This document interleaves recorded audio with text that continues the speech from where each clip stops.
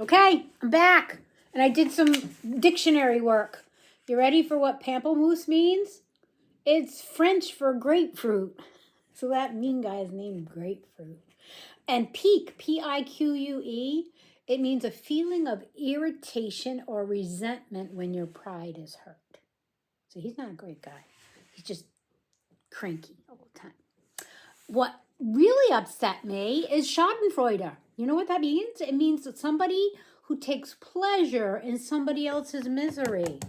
I don't get that vibe from Schadenfreude yet. We'll have to find out. All right, let's continue. I might have to do that more often, look up these names in the dictionary. I find them fascinating. There we go. We ready for chapter 8? Asking for trouble and courting chaos. Chapter 8. Fancy chair there. Aunt Schadenfreude towered before her family like a national monument, straight-backed and funereal in her black dress and shawl. Her iron collar threw back electric light from the chandelier. No one so much as sniffed. Let's go back. I'm interested. Oh, you can't really see it in the picture. Maybe a little bit that she's wearing an iron collar. Is it a piece of jewelry? I'm not sure. Collar. Thank you all for coming. Few of you will remember my predecessor, my arch-aunt Gracious. She always called our reunions a great gathering in. It was an expression that rather made me think of drawing the curtains, but she loved having you here. She believed that any Swift had a right to treat the house as their own. That is what Catnip would have wanted. She tapped a finger against her cane. With the greatest respect to her memory, that was both sentimental and foolish. I have lived here for more years than I care to remember, so listen when I tell you, this house is dangerous. Shenanigan felt a tingle of excitement travel from the roots of her hair to the soles of her feet. She heard soft clinks and clanks as people adjusted their tools. As you know, it is a tradition, each reunion, for the family to search for the famous Granduncle Vial, for the fortune Granduncle Vial hid on the grounds.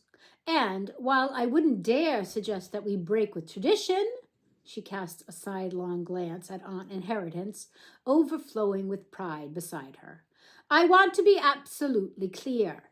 Any treasure hunting is undertaken entirely at your own risk. I suggest that if you intend to go poking around, you take first aid supplies and ample provisions. We all remember poor cousin Findle. Incidentally, if you come across Findle, please let us know the location of his remains. That means he died somewhere. Aunt Inheritance put her hand on Aunt Schadenfreude's sleeve as if she wanted to say something, but Aunt Schadenfreude waved her away irritably. Now, some housekeeping. The library shall remain locked for the duration of the reunion, largely for the protection of the fools among you. Breakfast is served from 7 until 9 each day. Shenanigan knew all the house rules and wasn't interested in hearing them again, so she tugged on Maelstrom's ear. Ow! Uncle, what exactly does Aunt Schadenfreude do? Do? Many things. Eats, breathes, sleeps, so the rumor goes. Uncle, she's the head of the family. If the head is female, they're called the matriarch. If they're male, they'd be the patriarch. If they were another gender, they'd be the first and get to pick their own title, which I'm quite looking forward to. That's just what she is. I mean, what does she do? You'll see. And finally, drilling is not permitted in the house after 9 p.m. I retire at that hour, and I will not have my sleep disrupted by you performing amateur masonry on our stone floors. Now, Aunt Schadenfreude eased herself into her red velvet chair. She thumped her walking stick on the floor once, and half the assembled Swifts jumped. If you have any disputes to bring, come forward now. Form an orderly queue, please. No pushing. The crowd shuffled itself like a deck of cards and reformed as a straggly line. Aunt Inheritance stood at the front with her ledger, scribbling furiously. "Step forward," she called in her reedy voice. Two Swifts did so. One had long, beautiful hair down to her waist. She was smirking. The other was bald and bubbled with rage like a pan of boiling soup. "Covetous Swift and Vendetta Swift," announced Aunt Inheritance. "State your grievance." Vendetta pointed at her bald head. "This is my grievance," she spat. "My sister cut off my hair as I slept and made it into a wig." Looking closer, Shenanigan could see the irregular tufts where someone with very little hairdressing knowledge had hacked away at Vendetta's hair. "Is this true?" Aunt Schadenfreude asked Covetous. Covetous tossed her hair on her, or her wig rather, and it rippled obediently. "Vendetta was barely using it," she sneered. "She always had it tied up in a messy bun." "It's my hair," protested Vendetta. "I can do what I like with it, you little stoat. You've always been jealous." "Of you? Please. I look better in it than you ever did." Vendetta howled with rage and snatched Covetous's wig from her head. Covetous's own hair uncoiled and cascaded down her back. The two women began to fight over the wig. It looked as if they were having a tug-of-war over an unfortunate Pomeranian. "Enough!" shouted Aunt Schadenfreude, banging her stick. "Covetous, you will allow Vendetta to shave your head. You can match, and hopefully your dignity will grow back with your hair. Next!" Aunt Inheritance ushered the two squabbling sisters away, confiscating the wig in the process.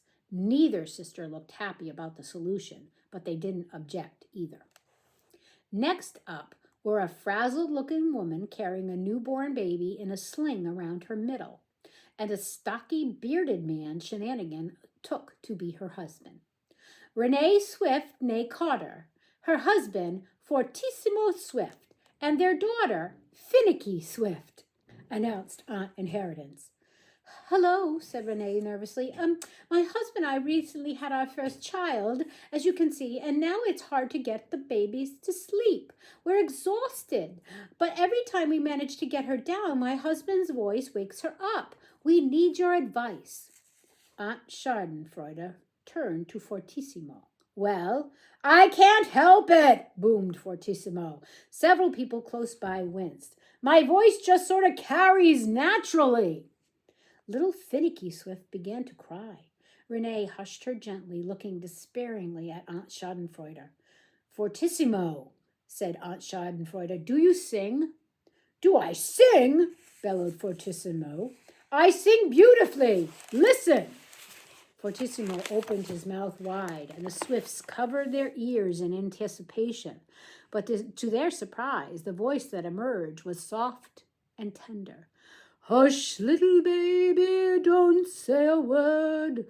Papa's gonna buy you a mockingbird." Little Finicky quiet immediately. "Well, that settles that. Fortissimo, you will have to communicate in song until the child is old enough to sleep through the night. Next." Aunt Schadenfreude dispensed justice for the next hour. People aired their bickerings, their disagreements, their squabbles and feuds. They laid them all out before Aunt Schadenfreude, and she found solutions. "She stole my identity. We can't decide who's more indecisive." "He shot my tailor." The solutions were not always popular, but not one person argued with her judgment. Not all Aunt Schadenfreude's pronouncements made sense. She had one pair settle their disagreement via rock, paper, scissors. Another she made stand on one leg and apologize to each other continuously for 5 minutes. One tangled group of cousins were fighting so badly, she said she couldn't possibly solve their dispute until they had each brought her a single 4-leaf clover. And why didn't they just get started with that right away? When a young couple stepped forward, The man was tall, symmetrically handsome, with square glasses and a broad smile. The lady Shenanigan had seen by the ledger on his arm, looking like a spring day come to life, with a gold flower pinned in her natural curls. They looked like the kind of people about whom old ladies said, "Oh, they make quite a handsome couple," and they clung to each other as if they were entering a three-legged race. "State your grievance," said Aunt Schadenfreude. The man grinned. "Hi, Auntie!" He gave her a half wave and pushed his glasses up his nose. "It's more of an announcement than a grievance. We just wanted to tell you, State your name, please," said Aunt Schadenfreude, sounding bored. "Well, I'm Candor Swift. You know me, Auntie, obviously. And this is my fiancée, Daisy DeMille of New York." Daisy wiggled her fingers where a diamond ring gleamed. "And we wanted to ask your blessing for our marriage." Candor and Daisy grinned shyly. "It's a pleasure to meet you, ma'am," added Daisy. Aunt Schadenfreude looked keenly at the two of them. "Absolutely not," she said. Candor and Daisy's smiles faded by several watts. "What?" asked Candor. "I cannot bless a marriage in which one person is so blatantly leeching off of the other," said Aunt Schadenfreude, glaring at them. This was rude, even for Aunt Schadenfreude. Daisy gasped. A few people murmured. "Goodness!" cried Candor, just holding on to his smile. You're being a right pastry today." Aunt Schadenfreude didn't respond. "Get it? Because you're a cross aunt?" "Ma'am," began Daisy, but Candor patted his fiancée's arm soothingly. "Don't worry, Daisy. You'll grow on her. After all, Auntie doesn't even know you." "I know more than you think," said Aunt Schadenfreude darkly. She fixed her stare on Daisy, whose mouth had fallen open in shock. "And I suggest you leave this house at once." More murmurs filled the hall, and Daisy's eyes filled with tears. But surprisingly, Candor just laughed. "Well, you're a card, Auntie," he chuckled. "Come along, Daisy. We'll ask again tomorrow." He began to tug Daisy away, but Aunt Schadenfreude half rose from her chair. "Candor, you aren't marrying Miss DeMille," she said curtly. "In fact, I expressly forbid it." All right, Candor rolled his eyes as if Aunt Schadenfreude was playing a little joke.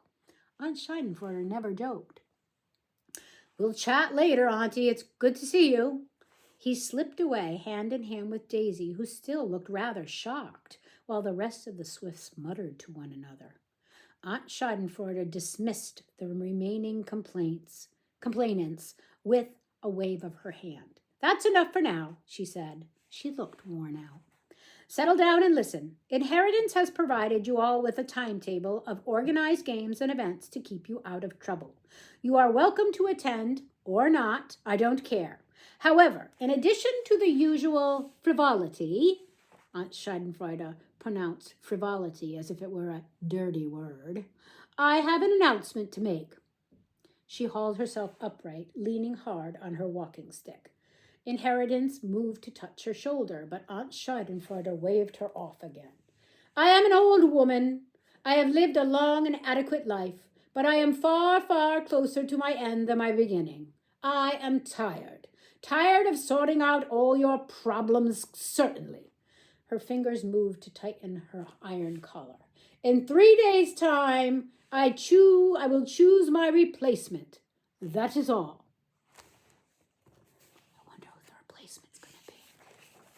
Keep going. Chapter 9. There's a pick and a shovel. Pickaxe. Chapter 9 is called Retirement. We'll begin it. I don't think we'll have a chance to read the whole thing.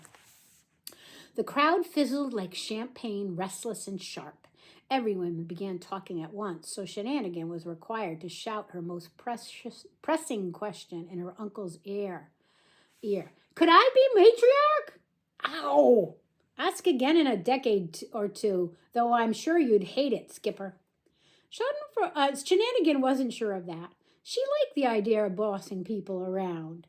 Uncle Maelstrom pulled a compass out of his pocket, checked it, pulled a fob watch out of his other pocket, checked it, then pulled out a sextant, which he laid on the buffet table and squinted at. Winds are changing, he murmured. If you're interested in family law, you should ask Aunt Inheritance. Yes, I should, said a shenanigan. She added it to her list of other questions for Inheritance, along with, what is the secret room behind the painting on the second floor corridor? And what were you doing in it? And what exactly is it in those tubes? But she would have to wait for her turn to ask them. Aunt Inheritance was, at the moment, squashed into a corner, having a pinched discussion with Aunt Schadenfreude. She looked upset and kept waving her timetable in Aunt Schadenfreude's face. What do you suppose they're arguing about? Candor and Daisy had sidled up to Maelstrom. Daisy looked rattled, but she offered a brave smile. Aunt Schadenfreude springing her retirement on all of us, probably, said Maelstrom, chuckling. She keeps things close, doesn't she, Schadenfreude? He clapped Candor on the back so hard that Candor's glasses slipped down his nose. It's good to see you, lad. I haven't heard from you since you were in medical school. Oh, I've been a real nomad these past few years, said Candor. But there's never a dull moment back here, is there? Auntie's news has caused a fracas. A hullabaloo, added Daisy. A brouhaha, he cried, smiling at her. The look they shared was like treacle, sweet and sticky. Maelstrom cleared his throat. Miss, you have been standing here nearly an entire minute, and your companion has not introduced us properly. I must take on the task myself. I'm Maelstrom, and the girl I am wearing as a hat is called Shenanigan. Well, aren't you just the sweetest thing, Daisy said to Shenanigan, unwittingly making an instant enemy. And such a pretty dress. She gave no indication of noticing all the grime on it. Her own dress was pristine, her makeup perfect, her deep brown skin glowing and flawless. She waved up at Shenanigan with the neatest hands Shenanigan had ever seen. The gold flower in her hair, in fact, was a daisy. Her earrings were also daisies. The only thing that wasn't shaped like a daisy was her massive engagement ring. Shenanigan was surprised she could lift her perfect hand to wave. I guess I've already been introduced, Daisy said, wincing, although it's not the hello I would have chosen. Candor planted a kiss on her temple. Now, Daisy, don't wilt. I warned you she might be a little sharp. You usually have to ask more than once with these things. I don't know. She seemed very sure she doesn't want me to be a part of your family. Maelstrom shook his head. It's not like Schadenfreude to be quite so rough. I think there must have been a misunderstanding. You're even named Daisy. Wonderful. I know, I'm very, very lucky, said Candor proudly. Felicitous, said Daisy. Fortunate, said Candor. In the Swift family, where names carry such importance, finding a partner with a name that could be a word in the dictionary was considered a good omen. It was funny, Shenanigan thought. Being a Swift called Felicity was unlucky, because there were plenty of other Felicities running around in the world. But the moment one of the non-Swift Felicities wanted to marry into the family, they'd be welcomed with open arms. Candor and Daisy's sweetness was giving Shenanigan a toothache. With Schadenfreude's speech over, people were already pulling out shovels and pickaxes. If she didn't get a move on, one of them might strike it lucky, and she had better things to do than sit on her uncle's shoulder and listen to the discussion he and Daisy were having about yachts. Why don't you show the happy couple to their rooms, suggested Maelstrom after Shenanigan had kicked him in the collarbone one too many times. You go ahead, said Daisy to Candor. I'm just going to make some coffee.